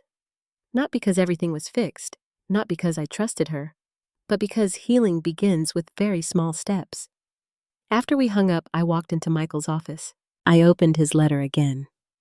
I read one sentence several times. People change. Fear changes people. Money changes people. Grief changes people. He had been right. Karen had changed. I had changed. Perhaps all of us had. But the greatest lesson was this. A mother can love her child with all her heart and still say no. A mother can forgive without surrendering herself. And sometimes the strongest act of love is allowing someone to face the consequences of their own choices. That night, for the first time in weeks, I slept peacefully because the house was finally quiet. And so was my heart. 3 weeks passed. For the first time in months, the house belonged to me again. The mornings became quiet. I watered the flowers. I read on the porch. I drank coffee in Michael's chair. Some days I still cried. Some days I felt peaceful. Healing, I discovered, does not happen in a straight line. Karen called every few days. The conversations were short. She had found a small room to rent above a hair salon across town. She had taken a temporary job at a medical office. She was trying. At least that was what I told myself. One Thursday afternoon, Richard called. His voice sounded serious. Deborah, I need to tell you something. My stomach tightened. What happened? We received additional information from the bank. I sat down. What kind of information? There were multiple applications. I closed my eyes. Multiple? Yes. My hands began shaking. How many? 3. 3. For a moment, I couldn't speak. 3 separate attempts. 3 separate efforts to use my house. Richard continued. Jason appears to have submitted documents to several lenders. With my signature? Yes. I felt sick. What happens now? There may be an investigation. I looked out the window. The maple tree moved gently in the wind. Everything outside seemed peaceful. Inside, my life continued falling apart. Will Karen be involved? Richard was quiet. Possibly. After the call ended, I sat alone for nearly an hour. 3 applications. Not one mistake. Not one misunderstanding. 3 attempts. That meant planning. That meant intention. That meant Jason had never been trying to help. And perhaps Karen had known more than she admitted. That evening, she called. I answered. "Hello." Her voice sounded tired. "How are you?" I almost laughed. How was I? My daughter had nearly lost my home. My husband's warning had saved me. And now lawyers were making phone calls. I spoke to Richard. Silence. She finally whispered, "I know." "He called you." "Yes." I closed my eyes. "What didn't you tell me?" Karen began crying. "Mom." "No." My voice became stronger. "Tell me now." Her breathing trembled. "Jason filed the first application before my birthday." My heart stopped. Before my birthday, before the dinner, before the rain, before the police. I sat completely still. "How long did you know?" She cried softly. "A few weeks." "You lied to me." "I was afraid." "Of what?" "That you would make him leave." I felt something break again. Not anger, not surprise, trust. The little trust that remained. I asked quietly, "When you watched me sitting outside in the rain, did you already know?" She couldn't answer. That answer was enough. I ended the call. For the first time in my life, I hung up on my daughter. The following Sunday, I went to church. I had not attended regularly since Michael died. Too many memories, too many empty seats. But that morning, I felt drawn there. The service was quiet. The choir sang one of Michael's favorite hymns. I cried through most of it. Afterward, several women approached me. Women I had known for years. Women whose husbands had died. Women who had survived difficult children, difficult marriages, difficult lives. One of them, Susan, took my hand. "You don't have to carry this alone." Those words stayed with me, because for months I had carried everything alone. The shame, the confusion, the fear, the guilt, as if I had somehow failed as a mother. But perhaps mothers are not responsible for every choice their children make. Perhaps love cannot prevent every mistake. That afternoon, I visited Michael's grave. I brought flowers. The cemetery was quiet. I sat beside the headstone. For several minutes, I said nothing. Then I finally spoke. "You knew." The wind moved through the trees. "You saw something I didn't." Tears rolled down my face. "I thought I knew our daughter." I looked at his name, Michael Evans, 1949 to 2021. "I was angry with you," I laughed softly, "for protecting me." The truth hurt. Part of me had spent years believing Michael worried too much, prepared too much, planned too much. Now I understood. He had not prepared for death.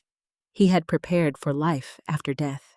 He had prepared for me, and because of him, I still had my home. I still had security. I still had choices. As I stood to leave, I whispered something I had not said since his funeral. "Thank you."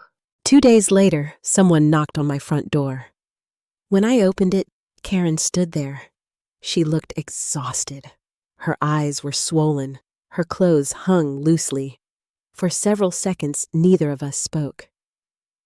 "I didn't call." "No." "I thought you didn't want me to." I looked at her. "What do you want?" She held out an envelope. "What is this?" "Everything." I took it. Inside were copies of emails, messages, bank records, Jason's texts. I looked up. "What is this?" Her voice shook. "The truth." We sat at the kitchen table. For the next 2 hours, she showed me everything.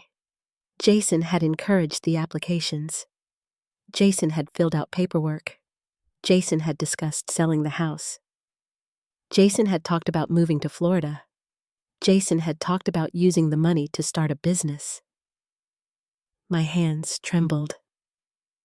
My house, my home, my future, all discussed while I sat in the next room. Karen cried. I was stupid. I said nothing. I thought if we fixed the money problems, everything would be okay. I looked at her. At my expense?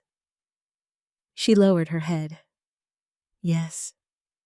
For the first time, there were no excuses, no blaming, no explanations, only truth. She finally asked the question I had been expecting. Can you forgive me? The kitchen became silent.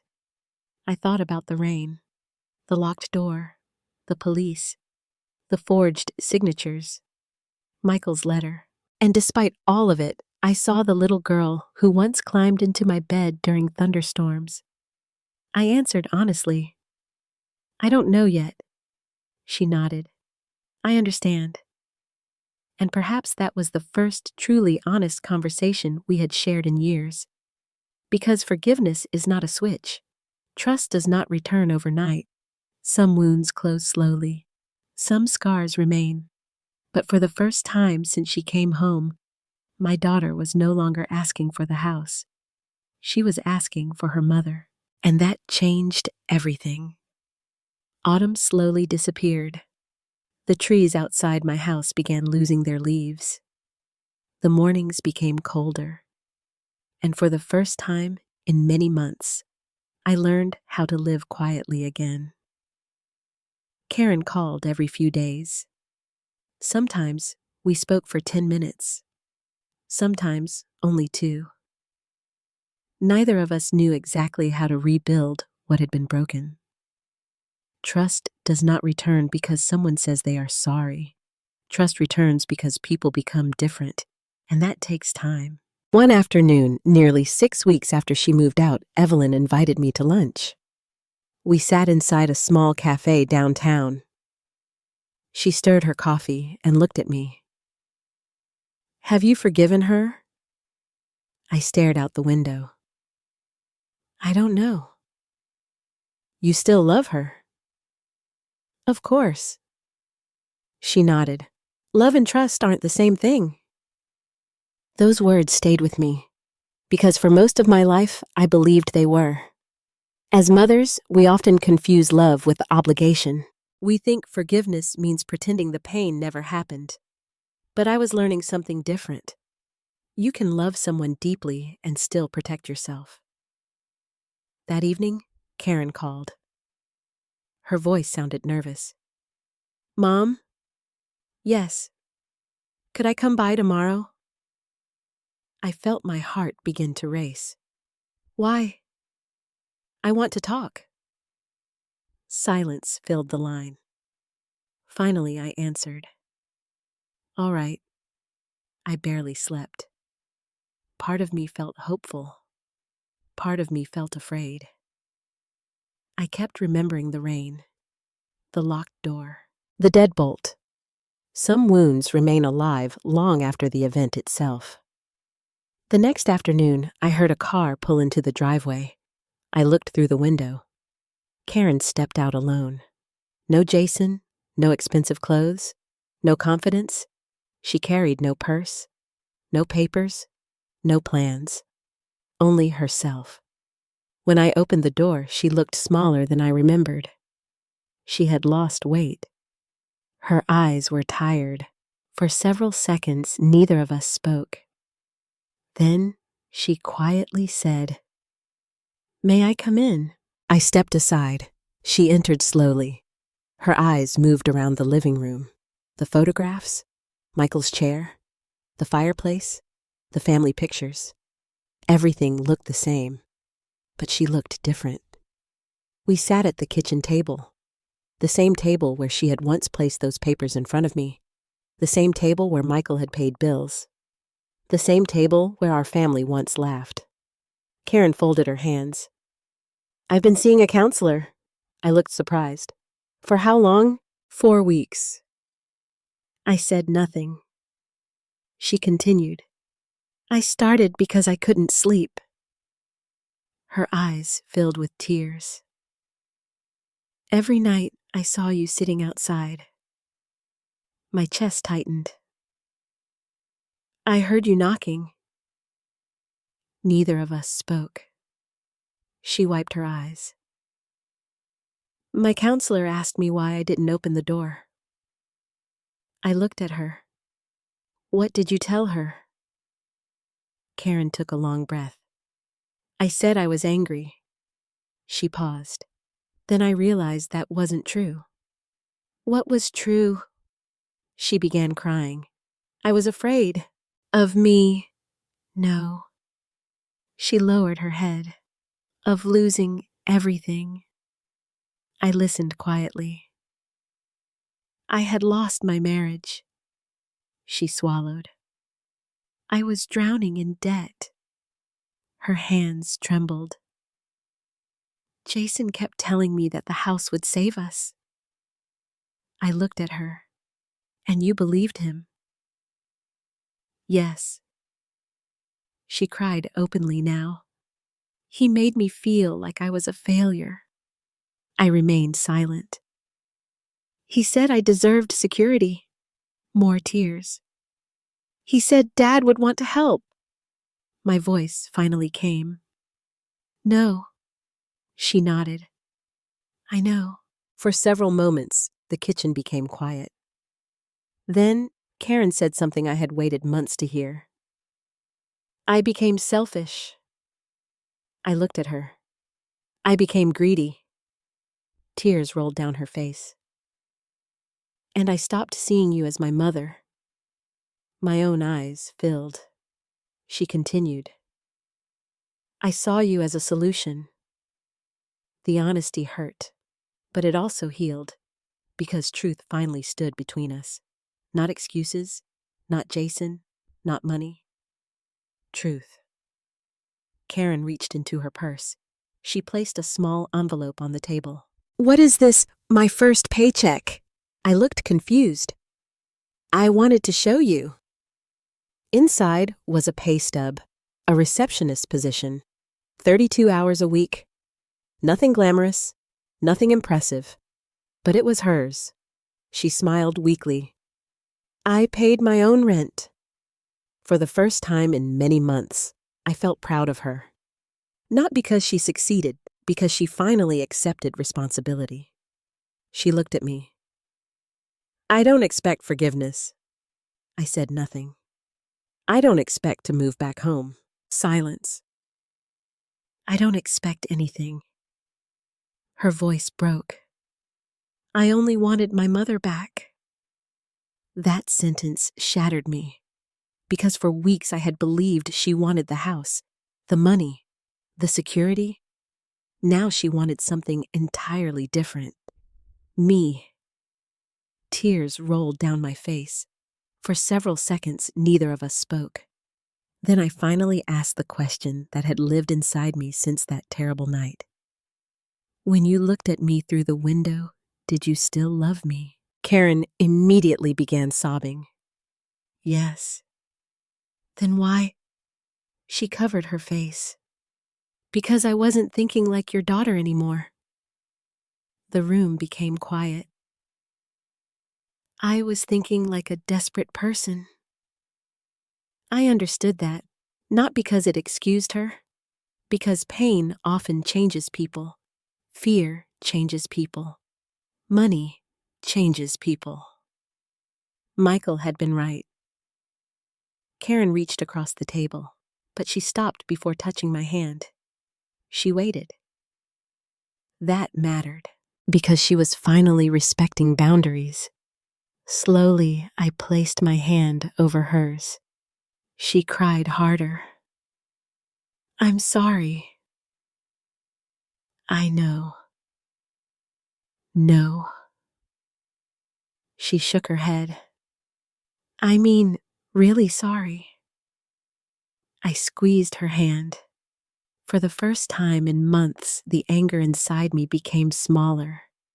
Not gone, smaller. As evening approached, Karen stood. I should go. I walked her to the front door. She stopped.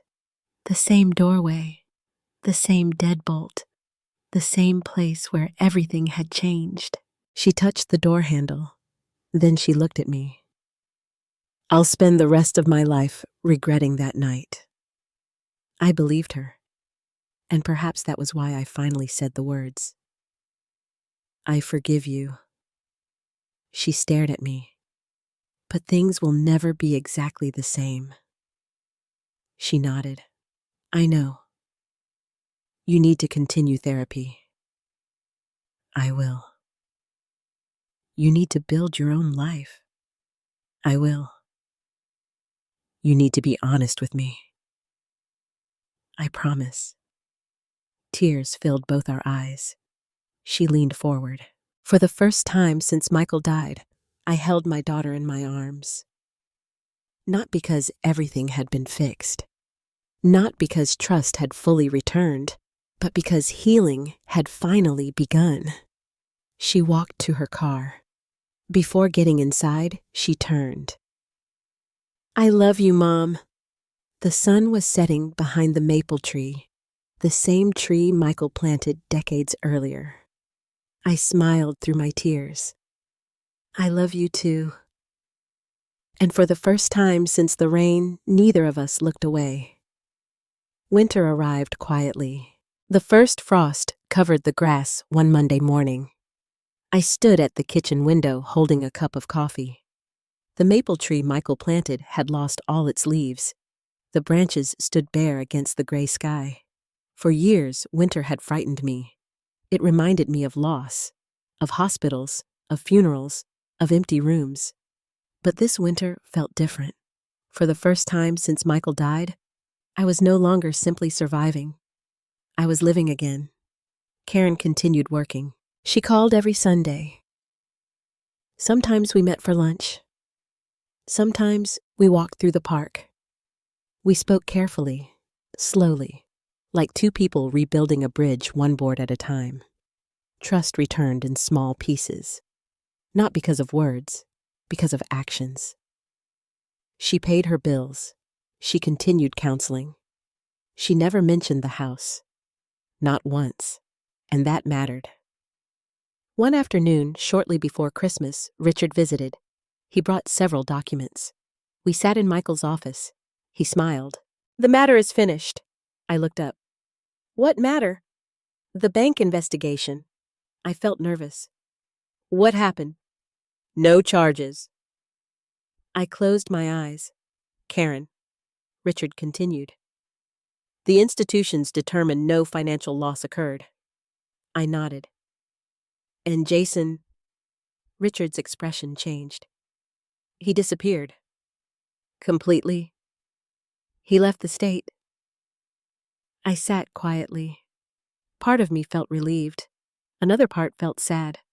Because Jason had entered our lives like a storm. And storms often leave damage behind. Richard placed another envelope on the desk. What is this updated trust documents? I looked surprised. You wanted changes. I had nearly forgotten. Several weeks earlier, I had asked him about the future. Not because I wanted to punish Karen, because I wanted clarity. Richard opened the papers. You remain fully protected. I nodded. And after your lifetime, the house passes equally. I looked at him. To Karen. Yeah, I smiled slightly, because despite everything, she was still my daughter. Richard looked at me carefully. Are you certain? I thought about the rain, the deadbolt, the lies, the tears, and finally, the truth. Yes. He nodded. I think Michael would approve. That sentence brought tears to my eyes. After Richard left, I sat alone in Michael's office. I opened his letter again. The paper had become soft from being read so many times. I stopped at one sentence. Never let guilt force you into giving away your security. For months, I had misunderstood those words. I thought they were about money, the house, property.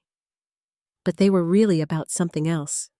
Self-worth, boundaries, respect. A mother can give love without surrendering herself. That evening, Karen called. Mom. Yes. Can I ask you something? Of course.